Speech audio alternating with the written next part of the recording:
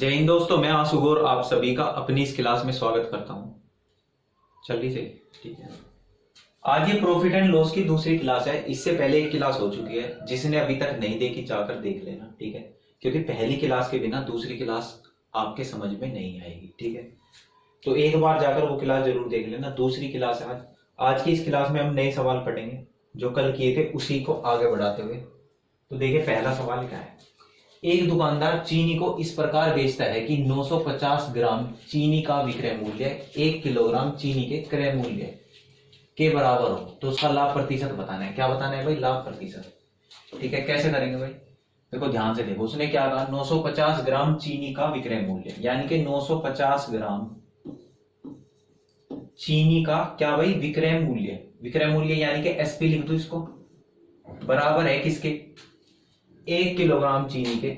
1 kilogram को 1000 ग्राम लिख सकते हैं, कोई दिक्कत नहीं भाई। ठीक है, क्या लिख दोगे इसको? 1000 ग्राम।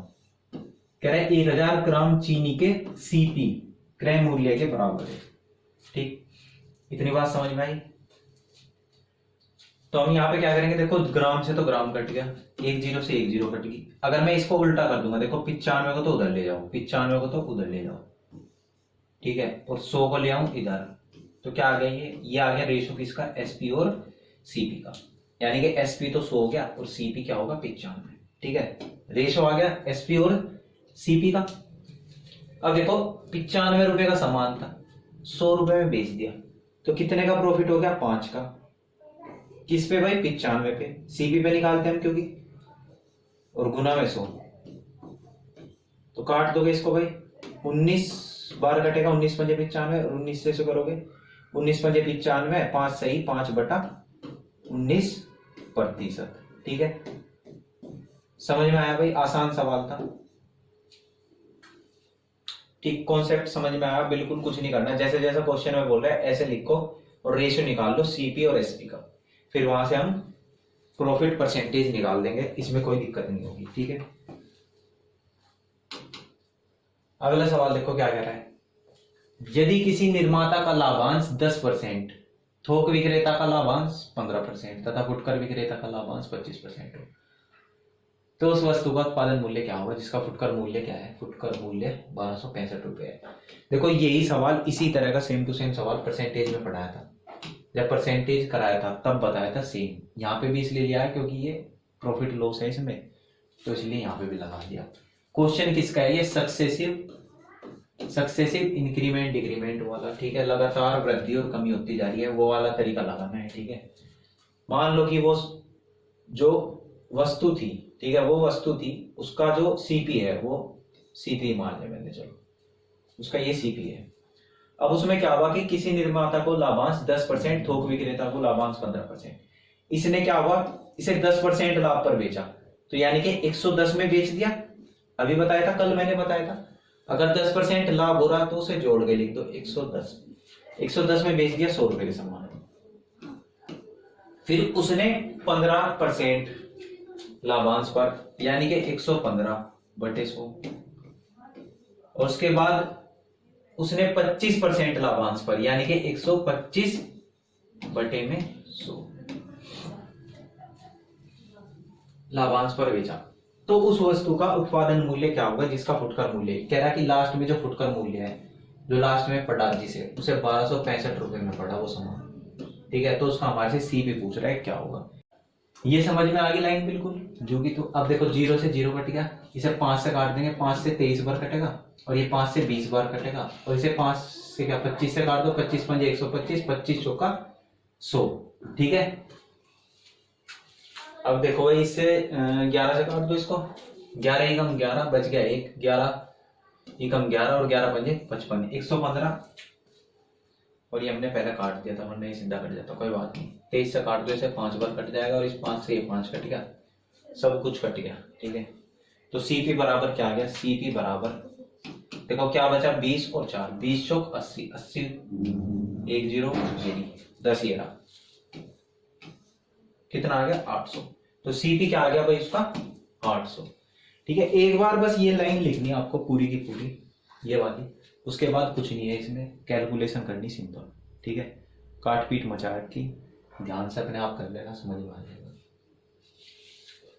किसी वस्तु को बेचने पर एक व्यक्ति उसके विक्रय मूल्य के 25% के बराबर लाभ कमाता है, उसका लाभ प्रतिशत कितना है? देखो इसी तरह का सवाल है। क्या कह रहा है कि किसी वस्तु को बेचने पर एक व्यक्ति उसके विक्रय मूल्य के 25% के बराबर लाभ कमाता है। ये सवाल कैसे करोगे? देखो, एक वस्तु को बेचने पर एक व्यक्ति उसके विक्रय मूल्य के 25% के बराबर, विक्रय मूल्य के 25% के, तो जब आप इसे 25% को लिखोगे रेशियो में, क्या लिख दोगे? रेशियो में 25% को 1/4। उसके बाद इसका मतलब क्या हो गया कि उसके विक्रय मूल्य के 25% के बराबर लाभ कमाता है। यानी कि अगर ये एसपी है तो उसे लाभ कितने का हुआ? प्रॉफिट हुआ उसे 1 रुपए का। आई बात समझ में? अगर ये उसका एसपी है तो उसे प्रॉफिट कितने का हुआ? 1 रुपए का। उसका लाभ प्रतिशत कितना है? देखो एसपी ये रहा, प्रॉफिट ये रहा, सीपी क्या आ जाएगा? सीपी बराबर क्या होगा? एसपी माइनस प्रॉफिट, यानी कि सीपी 3 आ गया। अगर सीपी 3 है और 1 का प्रॉफिट हुआ है तो लाभ प्रतिशत कितना हो गया भाई? लाभ प्रतिशत 1/3 गुना में 100। ठीक है, कोई दिक्कत? कितना आ जाएगा भाई? 33 सही 1/3%। बहुत ही सिंपल सा सवाल था, इचकू मिचकू सा। अगला सवाल देखो क्या आएगा। ऐसा सवाल कल भी कराया था भाई मैंने। यदि किसी वस्तु के क्रय मूल्य तथा विक्रय मूल्य का अनुपात कितना है? 10:11। क्रय मूल्य और विक्रय मूल्य का अनुपात 10:11 है, यानी कि सीपी और एसपी का रेशो क्या है भाई? 10 और 11। यानी कि 10 रुपए का सामान 11 में बेच दिया, 1 का लाभ हो गया। किस पे? सीपी पे। गुना में 100 कर दोगे। ठीक है भाई, कितना आ गया? 10%। आसान सवाल था, कल भी बताया था ऐसा सवाल। अगला सवाल देखो ये। हाँ, ये सवाल यहां से तुम देखना, ध्यान से समझना। यहाँ से कुछ अच्छे लेवल के सवाल हैं, ये 3-4 एक ही टाइप के सवाल कराऊंगा, बहुत अच्छे से समझ लेना इस कॉन्सेप्ट को। क्या कह रहा? 1 दर्जन बॉल पेन बेचने पर एक दुकानदार को 4 बॉल पेनों के विक्रय मूल्य के बराबर लाभ होता है, उसका लाभ प्रतिशत कितना होगा?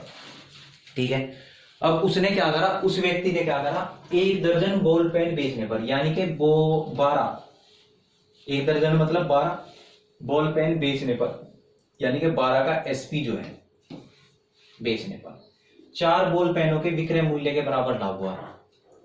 12 पेन बेचने पर उसे 4 के एसपी के बराबर लाभ हुआ।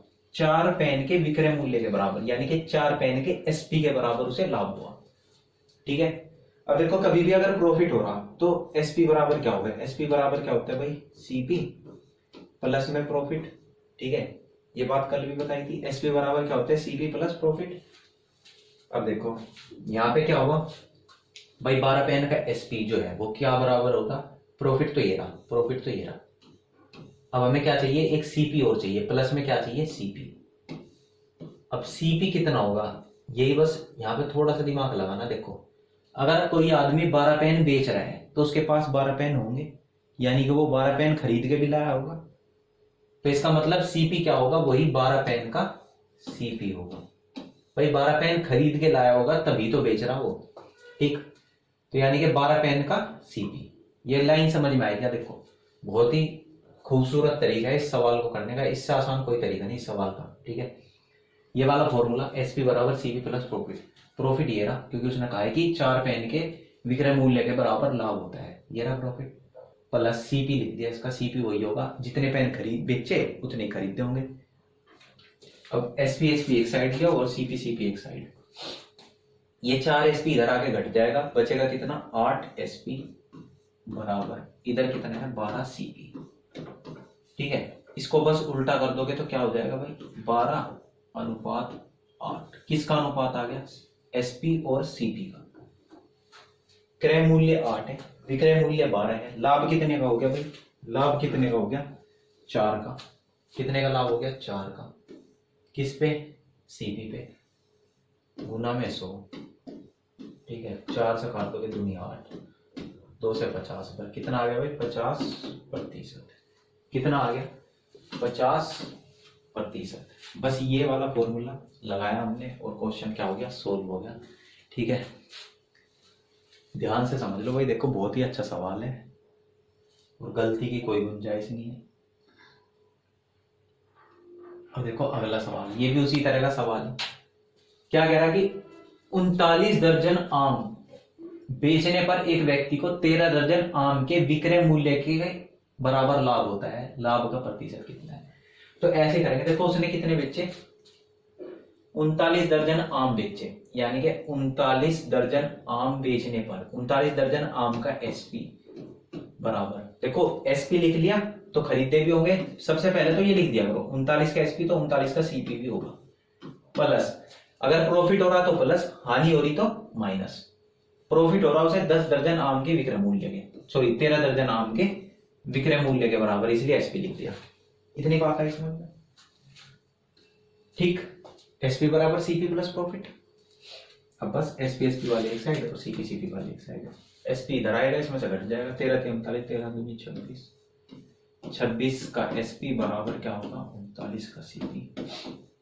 उल्टा कर दोगे रेशियो आ जाएगा एसपी और सीपी का 39 और 26, इसे काट लो क्योंकि ये बड़ा सा लग रहा है मुझे, 13 दूनी 26, 13 3 39, 3 और 2 का रेशियो आ गया, यानी कि एसपी 3 है और सीपी कितना है 2। तो लाभ प्रतिशत बताओ कितना होगा? लाभ प्रतिशत क्या हो जाएगा भाई, 1 का लाभ हो गया किस पे 2 पे, इस पे भी उत्तर कितना आ जाएगा भाई 85% आ जाएगा। 100 पे कितने का होगा, काट दोगे 50%। ठीक है भाई,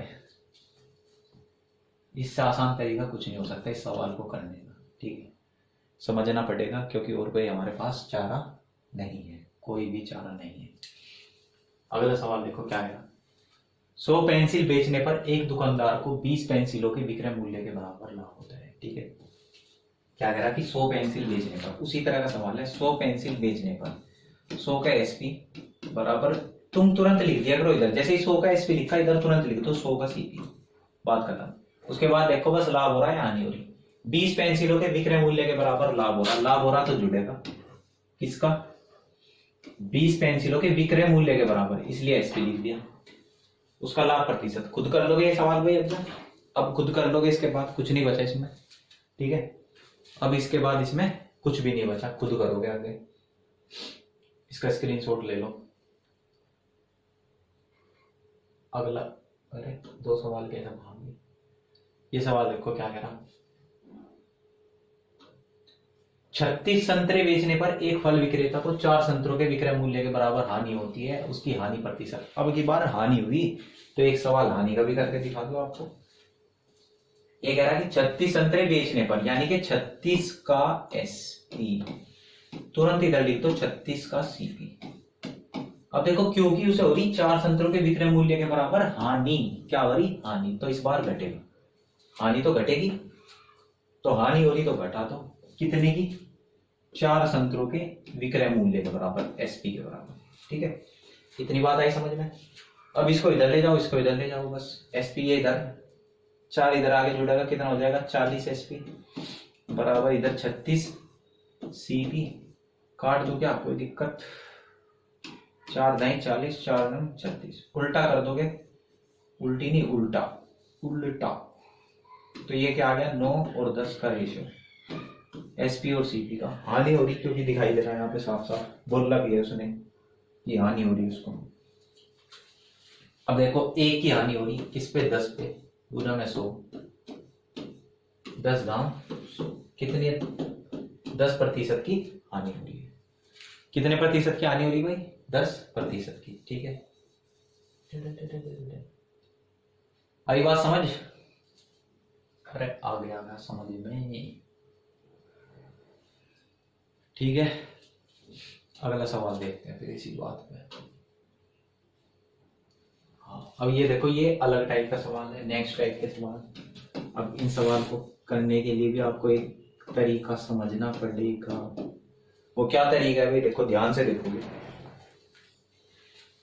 देखो जब भी क्वेश्चन ऐसा दे कि 1 रुपए में 2 की दर से, यानी कि यहाँ पे रुपए और यहाँ पे आर्टिकल, फिर क्या कह दिया इसने 3 रुपए में 5 की दर से, ऐसा क्वेश्चन आएगा तो तुरंत पहचान लेना कि रुपए और आर्टिकल 2 अलग अलग चीज दे रहा है जब भी, तो ऐसे सवालों को कैसे करोगे भाई, पहले आप हमेशा ही क्या लिखोगे, आर्टिकल लिखोगे, उसके बाद लिखोगे रुपए, उसके बाद क्या लिखोगे, रुपए, पहले आर्टिकल फिर रुपए।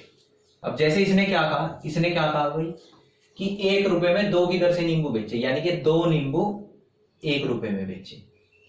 उसके बाद 3 रुपए में 5 की दर से उन्हें बेचता है, अच्छा ये सॉरी खरीदे और अब बेच रहा है। अब क्या कर रहा हो, 5 की दर से 5 नींबू बेच रहा 3 रुपए में। इतनी बात लिख ली।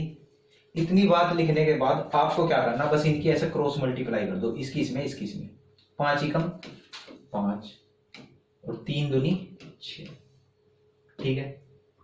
ऐसा करने के बाद जो ये आएगा, देखो ये आएगा सीपी, ये क्या आएगा सीपी, और ये क्या आएगा एसपी, ठीक। समझ में आई इतनी बात, क्या बताया, पहले आर्टिकल लिखोगे फिर रुपए, जैसे 2 नींबू 1 रुपए में, फिर 5 नींबू 3 रुपए में, ये खरीदे ऊपर और नीचे बेचे। जैसे इनकी ऐसा उल्टी गुना कर दोगे, इसकी इसमें इसकी इसमें, तो ये 5 आ गया, ये 6 आ गया, 5 तो आ गया सीपी, 6 आ गया एसपी, यानी कि 5 रुपए तो सीपी हो गया और 6 एसपी हो गया। तो कितने का लाभ हो गया भाई, उसे तो 1 का लाभ हो गया। कितने का लाभ हो गया, उसे तो 1 का लाभ हो गया। कितने पे, 5 पे, क्योंकि 5 एसपी है, गुना में 100, काट दोगे कितना आ गया 20%। कितना आ गया भाई 20%। आइए ये तरीका समझ में, बहुत पूछा जाता है ये वाला सवाल पेपर में। देखो एसएससी में आया है, एसएससी 2007, बहुत आता है ये वाला सवाल पेपर में, ठीक है। अच्छे से समझ लो इसे, पहले हमेशा आर्टिकल ही लिखना, रुपए मत लिख देना, फिर उल्टा हो जाएगा ये सो, ठीक है। रट लो इस बात को, एबीसीडी में पहले ए आएगा तो आर्टिकल पहले लिख दो, बस बात खत्म, ठीक। अगला सवाल देखो, सवाल क्या कह रहा है, एक फल विक्रेता कुछ संतरे 10 रुपए में 5 की दर से खरीद कर रुपए 15 में 6 की दर से बेच देता है, उसका लाभ प्रतिशत। सेम सवाल है, अभी मैं एक करके दिखा रहा फटाफट। देखो कुछ संतरे, पहले आर्टिकल लिख लो फिर रुपए। अब देखो 5 संतरे 10 रुपए में, उसके बाद भाई ने क्या करा, 6 संतरे 15 रुपए में बेच दिए। जैसे ही ऐसा गुना कर दोगे, इनकी उल्टी सी गुना, ठीक है, क्या कर दोगे उल्टी ओमेट, ठीक। तो 6 दाई 60 और इधर 15 पंजे 75, यानी कि 60 रुपए का सामान 75 में बेच दिया। ऊपर सीपी नीचे एसपी, 60 का सामान 75 में बेच दिया। कितने का लाभ हो गया, 15 का। किस पे, 60 पे, गुना में 100, 0 से 0 हटा दो, और जी भाई 3 से काट दो इसे, 3 दूनी 6, 3 पंजे 15 और 2 पंजे 10। कितना आ गया, 5 पंजे 25। कितना आ गया भाई 25% आंसर डी, ठीक है। क्या आ गया भाई आंसर इसका, 25%।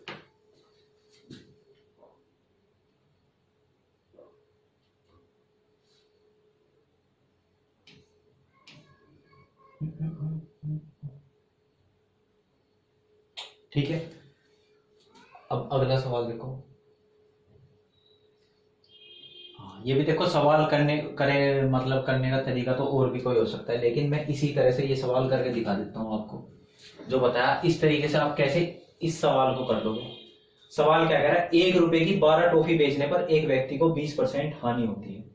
इस पर 20% लाभ कमाने हेतु 1 रुपए में कितनी टॉफी बेची जानी चाहिए। तो इसी तरीके से देखो कैसे करेंगे इसे, पहले आर्टिकल लिख लो फिर लिख लो रुपए, ठीक है। अब 1 रुपए में 12 टॉफी बेचने पर, 1 रुपए में 12 टॉफी, तो टॉफियां कितनी है 12, रुपए कितने हैं 1, ठीक है। क्या कह रहा है कि 20% की हानि होती है, उसे अभी रोको इसे। फिर इस पर 20% लाभ कमाने हेतु 1 रुपए में कितनी टॉफी बेचे, फिर से 1 ही रुपए में बेचना। अब कह रहा है टॉफी कितनी बेचे, ठीक। अब लिख लो इस बात को, देखो अगर उसे 20% की हानि हो रही तो 100 में से घटा के लिख दो, यानी कि 80% में बेच रहा। फिर उसे 20% का लाभ चाहिए तो 100 में जोड़ के लिखोगे, यानी कि 120% चाहिए। ये बात आई समझ में, ये बात आई क्या समझ में।